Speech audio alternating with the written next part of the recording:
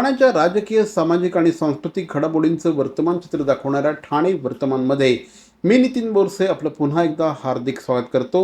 सादर करीत आहोत आजच्या ठळक बातम्या। महाराष्ट्राचे माजी उपमुख्यमंत्री दिवंगत अजितदादा पवार यांचा अस्थिकलश आज ठाणेकर नागरिकांना अंत्यदर्शनासाठी ठाणे शहरामध्ये आणण्यात आला होता। यावेळेस राष्ट्रवादी काँग्रेसच्या कार्यालयामध्ये हा अस्थिकलश नागरिकांच्या दर्शनासाठी ठेवण्यात आला होता। यावेळेस राष्ट्रवादी काँग्रेसचे ठाणे अध्यक्ष श्री नजीब मुल्ला, त्याचप्रमाणे आनंद परांजपे यांच्यासह राष्ट्रवादी काँग्रेसचे कार्यकर्ते मोठ्या संख्येने उपस्थित होते। आमदार श्री जितेंद्र आव्हाड यांच्यासह आमदार निरंजन डावखरे, आमदार संजय केळकर, त्याचप्रमाणे राष्ट्रवादी काँग्रेसच्या आणि इतर सर्व पक्ष नगरसेवकांनी देखील अजितदादा पवार यांच्या अस्थिकलशाचं दर्शन घेतलं। यावेळेस पत्रकारांनी आमदार जितेंद्र आव्हाड यांच्याशी बातचीत केली। राष्ट्रवादी काँग्रेसच्या विलिनीकरणासंदर्भात काही गुप्त बैठका झाल्या होत्या, मात्र त्याची जनतेमध्ये मी चर्चा करणार नाही असं श्री जितेंद्र आव्हाड यांनी यावेळेस पत्रकारांशी बोलताना सांगितलं। अजितदादा पवार हे अत्यंत कर्तव्यनिष्ठ अशा प्रकारचे राजकीय नेते होते। निर्णय प्रक्रिया अतिशय गतिमान होती आणि त्यामुळेच अजितदादा एवढ्या कमी वयामध्ये प्रचंड मोठं काम करू शकले असं यावेळेस श्री जितेंद्र आव्हाड यांनी म्हटलं आहे। खूप खूप खूप मोठे नुकसान झालं। त्यांच्या इतका तडकाफडकी नेता, निर्णय घेणारा, त्याची अंमलबजावणी करणारा नेता महाराष्ट्रात मी तरी 40 वर्षात बघितलेला आणि त्यांची दृष्टी हे अनपॅरलल होती, म्हणजे ती तुलनाच करते, निर्णय घेण्याची क्षमता तुलनाच करता येते। त्यामुळे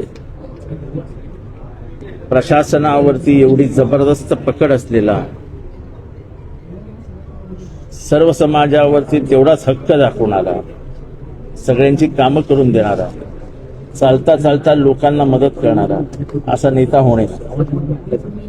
कार्यालयात आले, नजीब मुलाशी भेटले, परांजपेशी भेटले, जुने संबंध पुन्हा आठवतात। काय वाटतं येणाऱ्या काळात दोन्ही राष्ट्रवादी विलीन संदर्भात एकत्र येणार आहे अशी चर्चा देखील सुरू आहे। तो निर्णय वरच्या पातळीवरचा आहे, तो काय माझ्या आणि नजीब आणि परांजपेंच्या पातळीवरचा नाही आहे।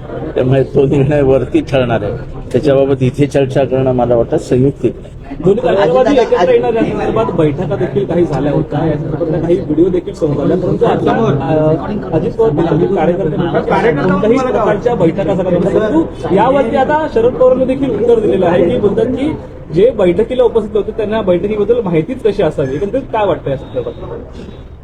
खरं तर वरच्या पातळीवरती हा विषय सोडवावा। मला काय माहिती आहे हे मी बोलणं हे मला माझ्या स्वभावात बसत नाही। विलिनीकरण होणार होतं हे 2000% सत्य आहे।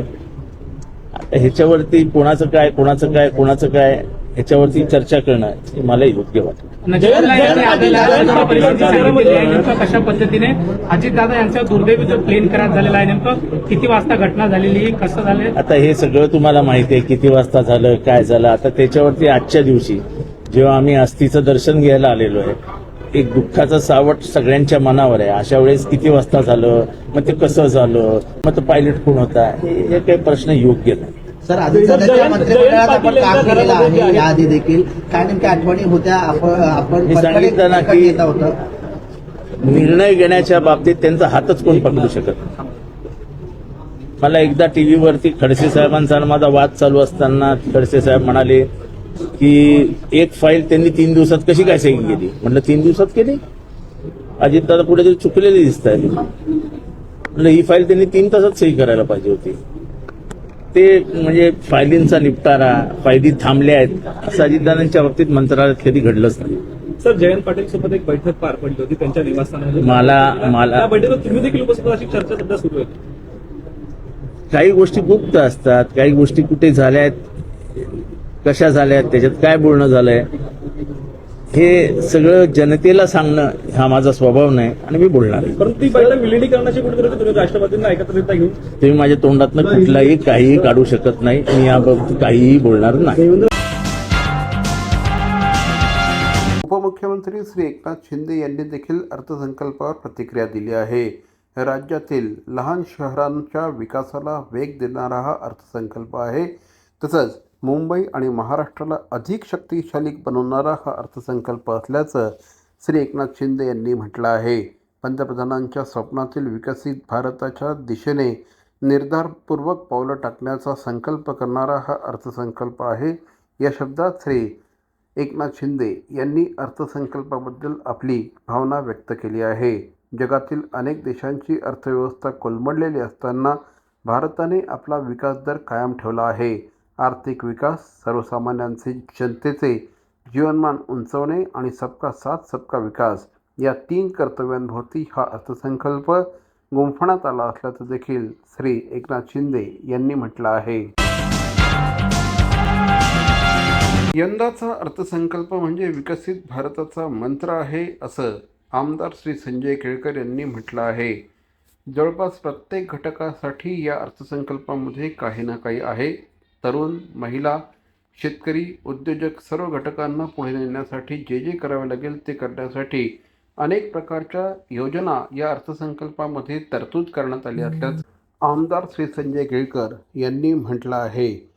स्वदेशीची संकल्पना जी पुढे आणली आहे त्या संकल्पनेला अधिक बळ देणारा हा अर्थसंकल्प आहे.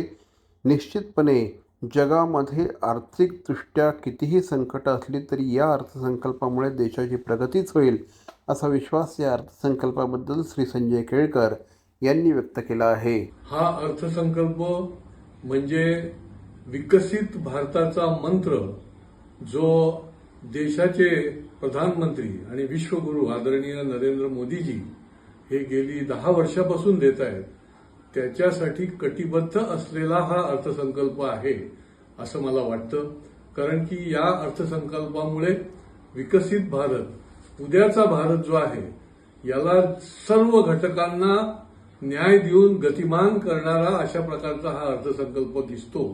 कारण याच्यामध्ये तरुणांना, महिलांना, शेतकऱ्यांना, उद्योजकांना, सर्व घटक जे आहेत या घटकांना पुढे नेण्यासाठी जे जे करायला लागेल ते करण्यासाठी विविध योजना आहेत. विविध प्रकारे निधीचं देखील त्या ठिकाणी व्यवस्था आहे. आणि सर्वात महत्वाचं म्हणजे वाहतुकीच्या दृष्टीने हे जे जलमार्ग आहेत, महामार्ग आहेत किंवा रेल्वे मार्ग आहेत, याला देखील फार मोठी तरतूद करून स्वदेशीची जी संकल्पना यापुढे आणलेली आहे, ही स्वदेशीची संकल्पनेला अधिक बळ देणारं अशा प्रकारचा अर्थसंकल्प या ठिकाणी मांडलाय. मला निश्चितपणे खात्री आहे की जगामध्ये जरी आर्थिकदृष्ट्या अनेक संकट असतील तरी भारताच्या या अर्थसंकल्पामुळे प्रगती होणार आहे आणि विकसित भारत जो आहे त्याला निश्चितपणे गती मिळणार आहे. आणि आपलं जे स्वप्न आहे हे विकसित भारताचं स्वप्न साकार होण्याकरता या अर्थसंकल्पाचं खूप मोठं सहकार्य मिळणार आहे. भवानी ज्वेलर्स ठाणे, पारंपरिक आणि आधुनिक दागिन्यांचा अप्रतिम संगम. प्रत्येक स्त्रीची पहिली पसंती भवानी ज्वेलर्स ठाणे. नक्की भेट द्या. ठाणे महानगरपालिकेचे मालमत्ता कर म्हणजेच प्रॉपर्टी टॅक्स भरण्याचे आवाहन. सन 2022-23 या आर्थिक वर्षाचे मालमत्ता कराचे म्हणजेच प्रॉपर्टी टॅक्सचे बिल ठाणेकर करदात्यांना महापालिकेमार्फत आर्थिक वर्षाच्या सुरुवातीस म्हणजेच माहे एप्रिल 2022 मध्ये देण्यात आलेले आहे. तथापि अद्यापही काही करदात्यांनी मालमत्ता कर महापालिकेकडे जमा केलेला नाही. सध्या आर्थिक वर्षाचा अंतिम टप्पा सुरू झाला आहे. मालमत्ता कर वसुलीसाठी महापालिकेतर्फे कडक कारवाई हाती घेण्यात आली आहे. या अंतर्गत जंगम मालमत्ता, टीव्ही, फ्रीज, वाहन व इतर जप्त करणे तसेच स्थावर मालमत्ता वॉरंट बजावून जप्त करण्यात येत असून मालमत्तेचा जाहीर विक्रीद्वारे लिलाव करून कराची रक्कम वसूल करण्यात येत आहे. मालमत्तेस पाणी पुरवठा करण्यात येणारे नळ संयोजन खंडित करण्यात येत आहेत. त्याचप्रमाणे थकीत मालमत्ता करावर 2% व्याज आकारले जात असल्याने भरावयाची रक्कम वाढत आहे. आपला मालमत्ता कर propertytax.thanecity.gov.in या लिंकद्वारे तसंच गुगल पे, फोन पे, पेटीएम याद्वारे ऑनलाईन पद्धतीने करण्याची सुविधा उपलब्ध करून दिली आहे. शनिवार, रविवार व सार्वजनिक सुट्टीच्या दिवशी नागरिकांना मालमत्ता कर भरणे सोयीचे व्हावे याकरता महापालिकेचे मालमत्ता कर संलग्न कार्यालय या दिवशी कार्यान्वित ठेवण्यात आलेले आहे. तरी मालमत्ता कर वसुलीची अप्रिय कारवाई टाळण्याच्या दृष्टिकोनातून मालमत्ता कर भरून महापालिकेस सहकार्य करावे. धन्यवाद. CP Goenka International School, nurturing talent at young age for scholastics, sports and performing arts in global perspective. Proud to have world toppers and country toppers in 10th standard Cambridge examinations. Ranked the best emerging school by the Times of India for personality over percentage. CP Goenka is the intelligent choice. धर्माच्या विविध वाटा अखेरीस मानवतेच्या आणि शांततेच्या एकाच ध्येयाकडे नेतात, हा संदेश देत ठाणे महावीर जैन ट्रस्टच्या वतीने उभारण्यात आलेल्या भव्य दिव्य त्रिमंदिराच्या प्राणप्रतिष्ठा सोहळ्याने संपूर्ण शहरात धार्मिक एकतेचा, सौहार्दाचा आणि आध्यात्मिक जागृतीचा नवा अध्याय सुरू केला आहे, असं प्रतिपादन उपमुख्यमंत्री एकनाथ शिंदे यांनी केलं आहे. 1 फेब्रुवारी 2026 रोजी झालेल्या या सोहळ्याला राज्याचे उपमुख्यमंत्री एकनाथ शिंदे प्रमुख अतिथी म्हणून उपस्थित होते. त्यांनी मंदिरात दर्शन घेत भाविकांशी संवाद साधला आणि या पवित्र कार्याबद्दल समाधान व्यक्त केलं. मंत्रोच्चार, विधिविधान, भक्तिमय वातावरणात प्राणप्रतिष्ठा कार्यक्रम संपन्न झाला. यावेळी जैन समाजातील सदस्यांसह विविध क्षेत्रातील मान्यवर, नागरिक, देश-विदेशातून आलेले भाविक मोठ्या संख्येने उपस्थित होते. उपमुख्यमंत्री एकनाथ शिंदे यांनी ट्रस्टच्या कार्याचं कौतुक करत अशा प्रकारची धार्मिक स्थळं समाजात शांतता, एकोपा, नैतिक मूल्य आणि सामाजिक सलोखा जपण्याचं महत्त्वपूर्ण कार्य करतात, असं सांगितलं. हे केवळ मंदिर नाही तर संपूर्ण विश्वासाठी आध्यात्मिक एकतेचे प्रतीक असेल, असं देखील यावेळी श्री एकनाथ शिंदे यांनी म्हटलं आहे. त्रिमंदिरात एकाच छताखाली 3 प्रमुख विचारधारांचं दर्शन घडतं. इथे श्री सिमंदर स्वामीजींची प्रतिमा, योगेश्वर श्रीकृष्ण भगवान आणि भव्य शिवलिंग विराजमान असून या तीनही मूर्ती मनाला शांती आणि आनंद प्रदान करणाऱ्या आहेत. या अनोख्या संकल्पनेमुळे कोणताही भाविक येथे आला तरी हे माझेच मंदिर आहे अशी भावना त्याच्या मनात निर्माण होईल, असं देखील श्री एकनाथ शिंदे यांनी म्हटलं आहे. या मंदिरामुळे ठाण्याची भूमी अधिक पावन झाली असल्याचं मत देखील त्यांनी व्यक्त केलं. या प्रकल्पासाठी दीपक भाई आणि त्यांच्या सहकाऱ्यांनी केलेल्या अथक परिश्रमांचं विशेष कौतुक देखील यावेळेस करण्यात आलं. देशाच्या अर्थमंत्री निर्मला सीतारामन यांनी 2026-27 साठीचा देशाचा अर्थसंकल्प काल संसदेसमोर सादर केला.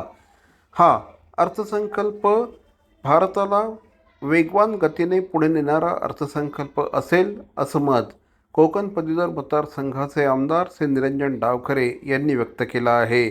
या अर्थसंकल्पात FDIच्या माध्यमातून सेमीकंडक्टर, फार्मा, इलेक्ट्रॉनिक्स यासारख्या उच्च तंत्रज्ञान उद्योगांमध्ये मोठ्या प्रमाणावर गुंतवणूक आकर्षक करण्यावर भर देण्यात आला आहे. त्यामुळे देशभरामध्ये रोजगार निर्मिती वाढेल, युवकांसाठी नव्या संधींची द्वारं खुले होतील. केवळ टेक्नॉलॉजी ड्रिव्हन विकास नव्हे तर हँडलूम क्षेत्रातील कारागीर, पारंपरिक उद्योग आणि स्थानिक उद्योजक यांना देखील मुख्य प्रवाहामध्ये आणण्याचा सर्वसमावेशक दृष्टिकोन या बजेटमध्ये बघायला मिळाला, असं या निमित्ताने श्री निरंजन डावखरे यांनी म्हटलं आहे. मुंबई पुणे आणि पुणे हैदराबाद हायस्पीड रेल कॉरिडॉरमुळे महाराष्ट्राच्या औद्योगिक आणि आर्थिक गतीला बळकटी मिळेल, असं देखील श्री निरंजन डावखरे यांनी म्हटलं आहे. आज केंद्र शासनाचं जे बजेट आहे ते आपल्या अर्थमंत्री निर्मला सीतारामन मॅडम यांनी पार्लमेंटमध्ये सादर केले. माननीय मोदीजींच्या नेतृत्वामध्ये विकसित भारतच्या या कार्याला अजून गती देणारं, देशाच्या प्रगतीला गती देणारं खऱ्या अर्थाने हे बजेट आहे. मागच्या वेळेसचा जो इन्कम टॅक्स स्लॅब होता तो तसा ठेवत निश्चितपणे जे सर्वसामान्य आहे त्यांना दिलासा देण्याचं काम या बजेटच्या माध्यमाने केलं आहे. त्याचबरोबर सर्वसमावेशक सर्व लोकांना घेऊन हा जाणारा बजेट आहे आणि त्याच्यामुळे आजच्या दिवशी खरं तर कवी रविदासजी यांच्या जयंतीनिमित्त जे बजेट सादरीकरण केलं आहे ते निश्चितपणे त्या अर्थानेच आहे असं मी मानतो. तर मंडळी, या होत्या आजच्या ठळक बातम्या ठाणे वर्तमानमधून. आम्ही ठाण्याच्या राजकीय, सामाजिक आणि सांस्कृतिक घडामोडींचं वर्तमान चित्र दाखवण्याचा प्रयत्न करतोय. अर्थातच आपल्या सहकार्याची गरज आहे, तेव्हा आमच्याशी जरूर संपर्क साधा. आमचा पत्ता आहे Dadoji Konde stadium, shop number 16, Khattan road, Thane पश्चिम. दूरध्वनी क्रमांक 9820939420. तर मग पुन्हा भेटू उद्या याच वेळी याच ठिकाणी ठाणे वर्तमानमध्ये. तोपर्यंत धन्यवाद. जय हिंद, जय महाराष्ट्र.